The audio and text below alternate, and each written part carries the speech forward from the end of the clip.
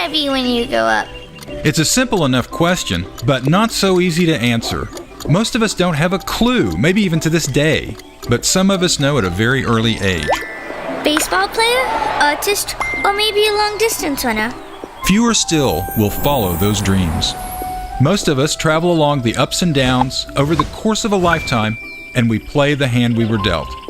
That's been the case for Bob Rinkus over the last 37 years, since he came to work for the Petroleum Equipment Institute in 1979 as the administrative director. When I first met Bob, I was very impressed that he was president of the PEI, and I thought, wow, that's a pretty important position.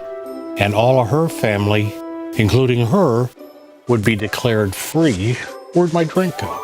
And then I found out he was a lawyer, which of course diminished him in my eyes. And then getting to know him better made me realize why he wasn't a lawyer, because he would have been a lawyer. So really, the president of PEI is a great spot for him. But the one thing that's always struck me as amazing about Bob is what a good listener he is, even though he's such a great speaker. How do you know that it's 194 pounds if you haven't built it? Because I waited. Fresh out of law school and eager to learn, Bob worked alongside the association's founder, Howard Upton.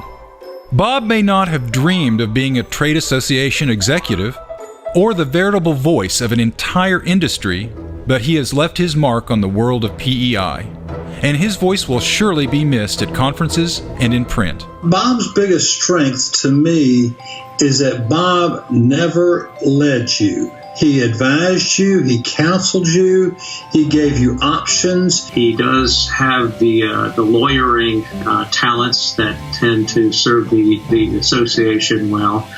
And I think he takes a very keen interest in the association and its members. One thing that was kind of a shock to me was when I made my first trip to Tulsa, which would have been in the fall of 2013. Bob has some unusual ideas of art, and he fancies himself to be an artist, and I'm sure that there are some that would not concur with that. Well, I just think he's so likable.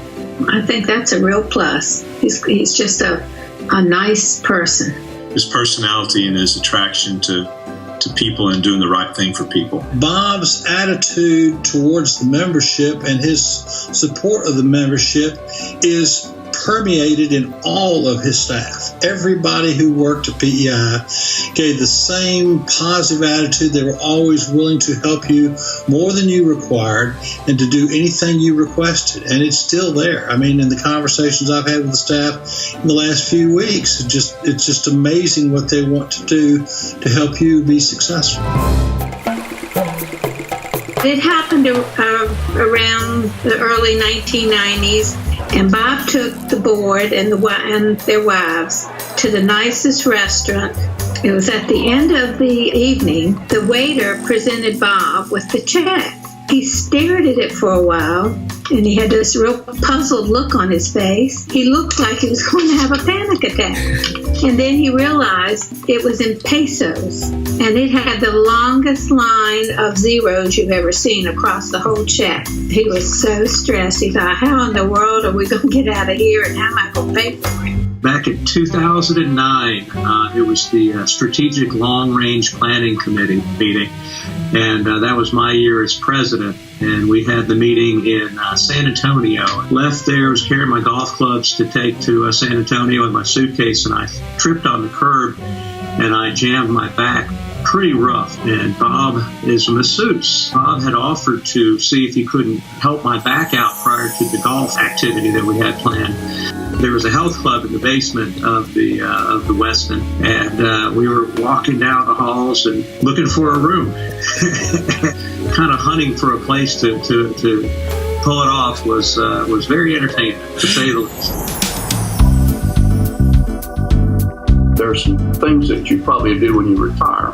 Since I've been retired, it might help you with a little bit of information. You'll have a lot of honey-do lists. You'll have decisions to make in the morning. Are you playing golf today? Or are you going to play pickleball today? Are you running a marathon today? Big decisions you'll have to make. Beware if you get a gift, a birthday gift, that looks like this, because you know at that point in time that you're expected to be cooking the dinner. there's all kinds of opportunities to travel, some of which after you've traveled so many years that you may not wish to participate in. So I would suggest you buy a ukulele, get a little palm tree, a little lakes, a little island punch, just tell her to close her eyes, and that'll work. So Bob, enjoy your retirement. It's a wonderful, you have set the bar very high for PEI. We'll wish you well, and I do as well. He's brought a lot to the table and done a very good job, I think, of filling in the shoes of Howard Upton and carrying on in that fine tradition. I think if he's not a chess player in retirement, he should learn to be, because he's always strategically ahead of everybody. Bob, I hate to see you go, but I understand you've got a lot of great things to look forward to. You have served the association extremely well, and I just hope that we stay in touch.